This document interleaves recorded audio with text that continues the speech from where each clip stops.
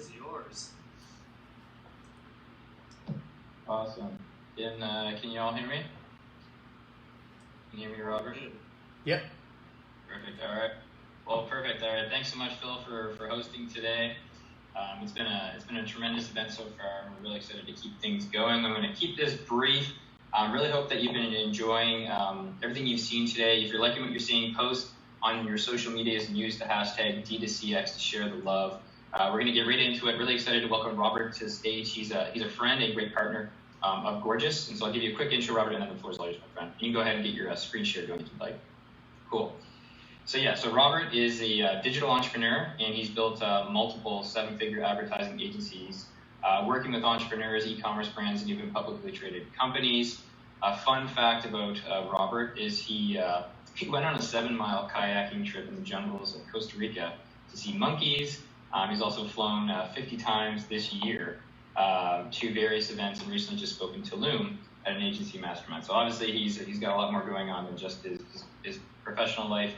He's the co-founder of ScaleBold, and really excited to see what Robert has to say today. So with that, the floor is all yours, my friend. Awesome. Thank you, Chris. And absolutely looking forward to sharing with you guys here how to create profitable campaigns by creating customer narratives that sell.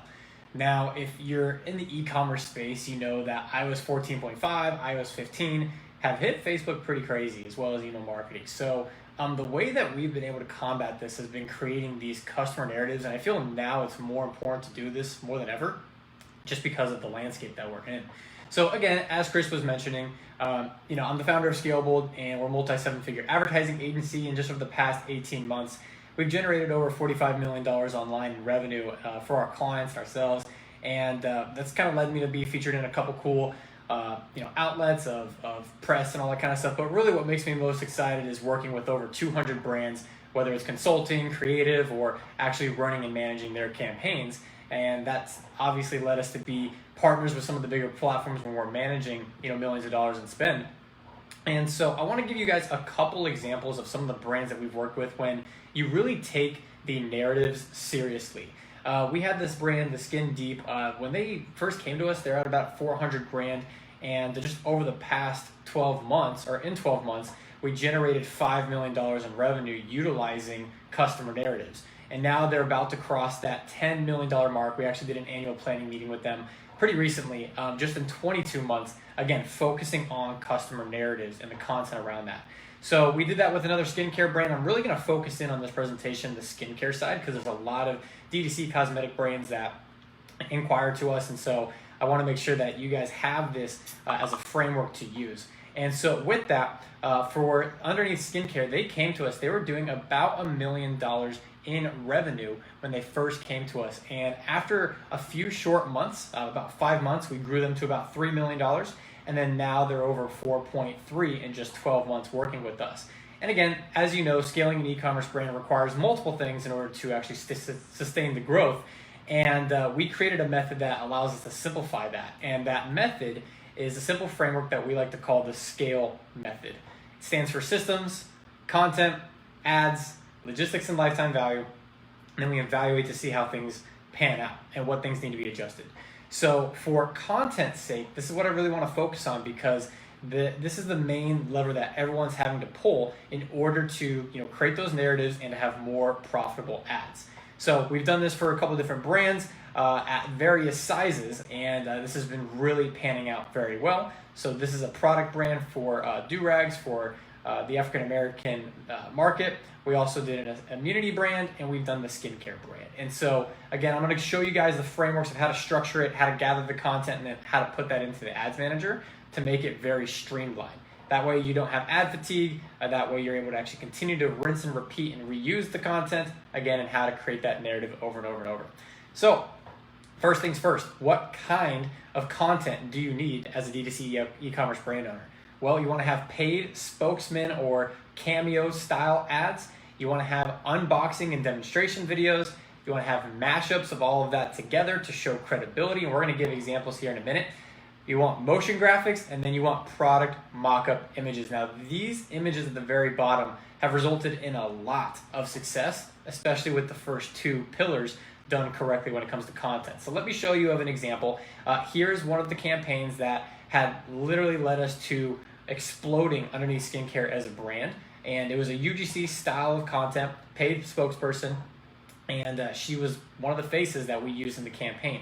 Now, the narrative that we created for this brand was to target African Americans and in the female niche, of course, and then layer that in with not only the style of content, the music, but also the language of content. And we'll show you a couple examples later down in this presentation.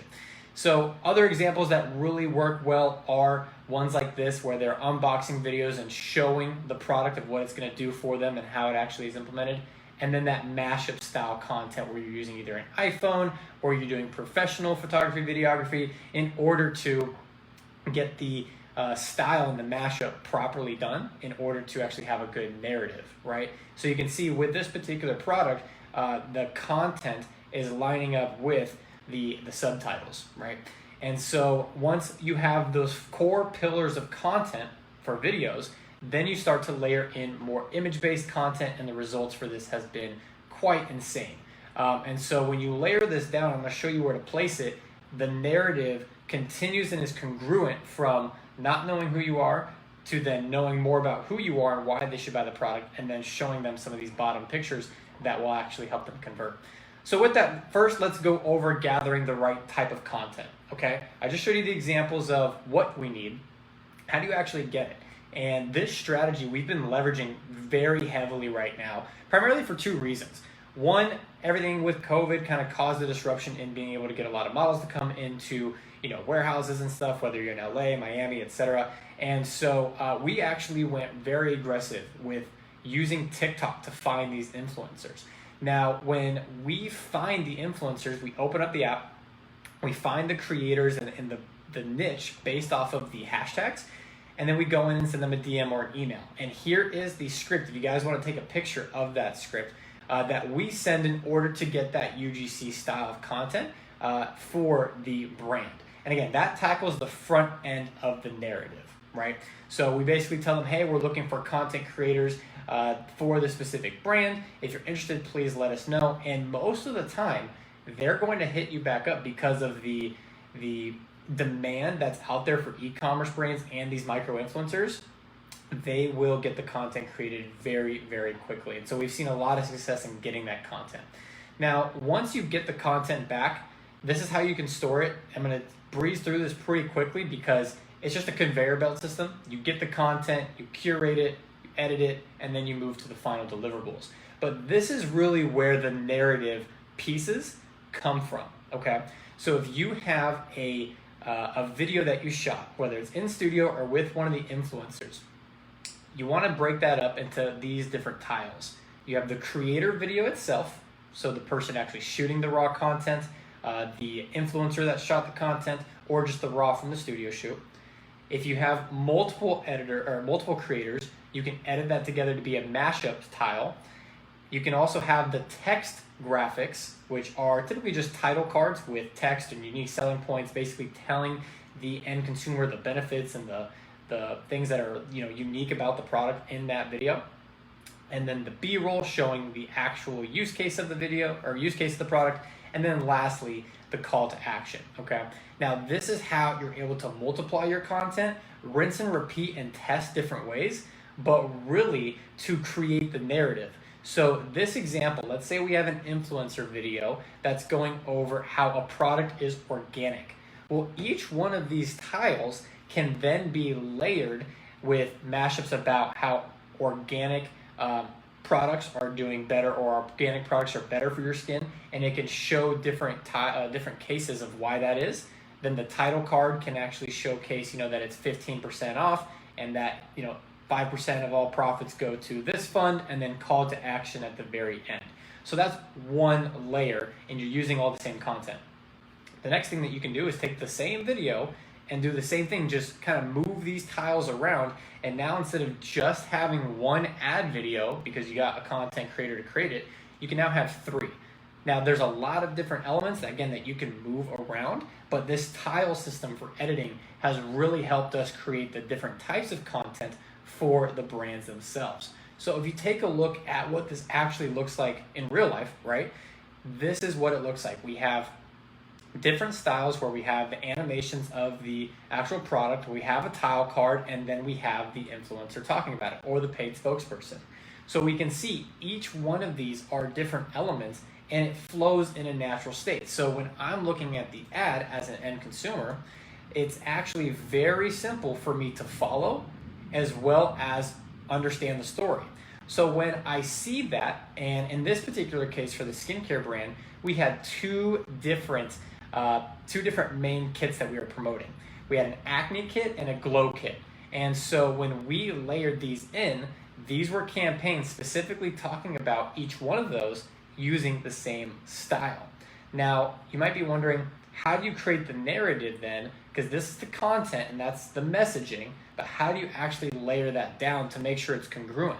Well, what we do, when we deploy the content prior to iOS 15 and 14.5 really fully launching, we used to segment the traffic based off of the actual page. So any pages regarding the Glow Kit, whether it was landers, bundle product pages, single SKU product pages, or any sort of advertorial about the product, that would be under its own category, okay? And we would do that with the Acne Kit and with the Glow Kit. Now, recently, in order to continue to have that same narrative, we are seeing that on-platform data is working extremely well, and that's really the best way for us to layer it down from an engagement standpoint. We still use UTMs to track all of our site traffic. We still use tracking softwares that help with the attribution, but in order to really capture the audience's intent and their engagement, we're now heavily leaning on the video views side. So you can see that the Acne Kit and the Glow Kit each have deeper parts in the video tracking how long that they've actually watched, and we compiled all of those videos for layer 1 and for layer 2. So basically that's a top of funnel and middle of funnel type of layering system. And so when we look at that deployment structure to bring it back on a map view, you have 3 different layers, top, middle, and bottom, right? On the top of funnel, that is our layer 1. Okay, so that's where the brand awareness videos, that's where the conversion-based videos are going to be, and that's what we are tracking over time. Now, the middle of funnel is that layer 2. So if we go back here and we see that we're watching 50% video views of acne kits over the past 365 days, the next layer are going to be people that have watched deeper, so 75%. And what we're noticing is when they're short form videos, around 15 to 20 seconds, this has actually been a great benchmark for us using 50 and 75% because it actually shows a little bit more intent for the audience. So has been very helpful for us. Now, when you layer in the content that I was talking about earlier further down the funnel, you want to place those static images and videos towards the middle and bottom of funnel because sometimes they just need to see a new element or a new creative, right? So the way that we like to do this with the customer journey and the narrative is the following. So the top of funnel, you want to have either something that's humorous, eye-catching videos, or something that's really just valuable, that builds the trust and that has that direct response inside of the content layer of it.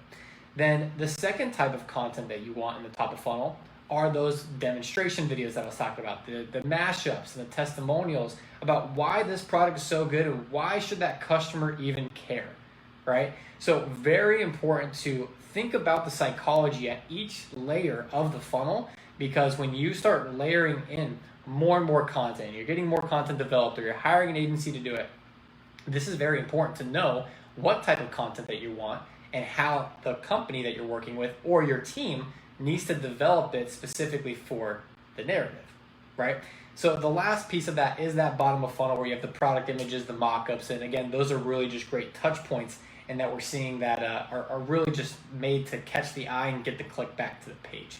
So when we look at that top-down strategy, when we layer it out, we can see that it really resulted in explosive growth. That hockey stick growth that you see with this particular account was predicated on that layering strategy. As we were developing a lot of the content assets, as we're developing a lot of the videos, you can see one of the ads that we have here had crazy engagement. And I believe that that video itself now has over 1 million views because we have just been cranking up the ad spend with it, with that layered psychology. And so when it comes to creating those narratives, guys, we're here to help. So I really want to thank you guys for listening, and I hope you guys found value. I want to answer your questions in regards to creating those narratives. And so first off, if you do want to potentially work with us or just have any questions about that, you can go to scalebold.io.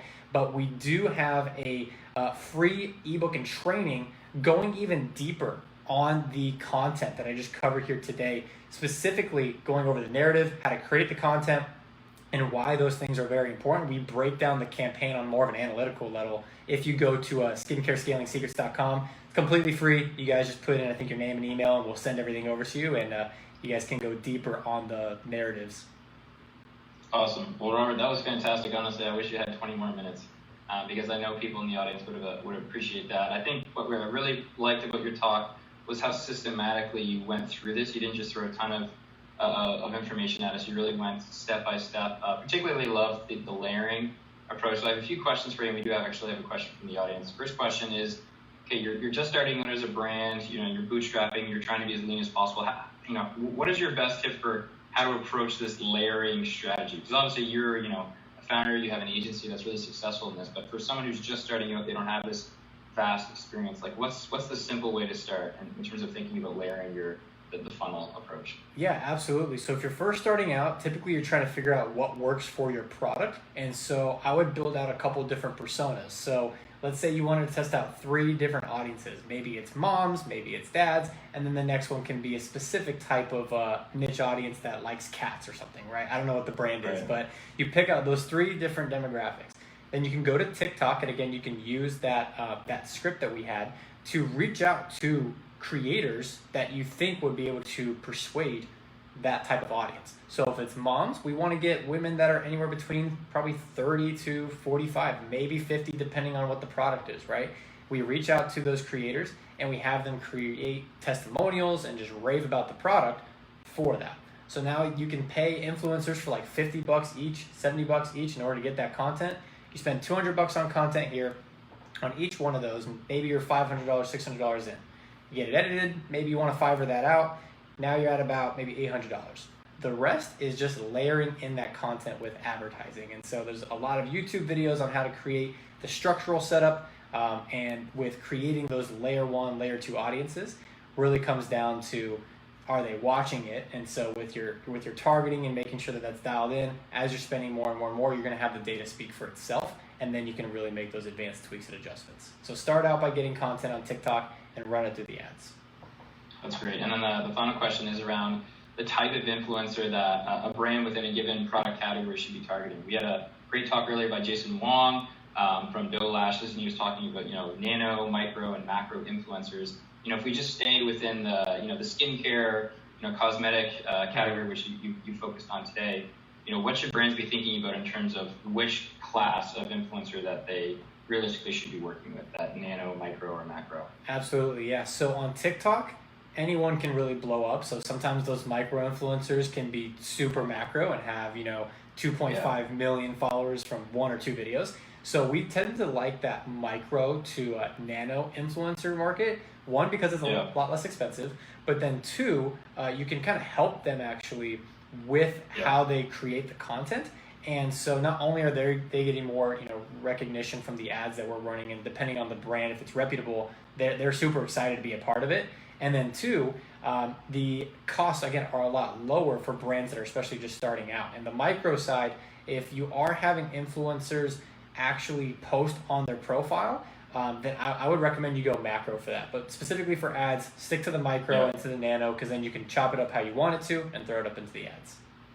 Awesome. That's great. This is fantastic. I encourage everyone to check out Scale Brand's website. First of all, the website is phenomenal, which gives you high confidence that they know what they're doing. You can reach out to Robert directly. He's dropped an email here as well for you to reach out. So thanks again, Robert. We'll definitely be having you again at our future events. Yeah, absolutely. Thank you, Chris, and I appreciate you guys. Great being a partner with you. All right, take care. See ya. Alrighty. Hopefully everyone enjoyed that presentation from Robert Miller from Scale Brand. That was a fantastic presentation. We're going to keep the party going here. We're going to invite our friend Christine from Supergroup to this All right, there we go, guys. We are all set. I hope you got a lot of value Instagram off of that. Just went over creating campaigns and narratives that sell your brand and sell your clientele and your target customer audience. Man, that are targeting your audience in order to create campaigns that sell. So I hope you found a lot of value. If you did, go ahead and swipe up. If you have any questions, just DM me. Definitely want to help out and make sure that you guys are crushing it this Q4. All right, Facebook. Appreciate you guys hopping on. If you were live, go ahead and comment live. If you watched the replay, go ahead and comment replay. I hope you found a lot of value out of it. There's a lot of information to cover. And again, if you want to learn more about what we're doing and how we're doing it, and you want to get your Black Friday plan ready to go, you can go to the link that I'm going to post in this description here. We're actually hosting a webinar this Saturday at 10 a.m. and you can go ahead and join.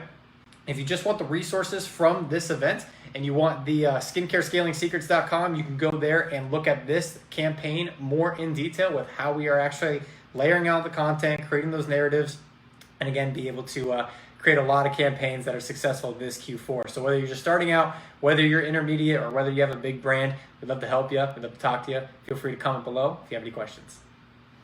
All right, that's a wrap. Woo! Wait for it. Look, I've been trying to tell her to just wait.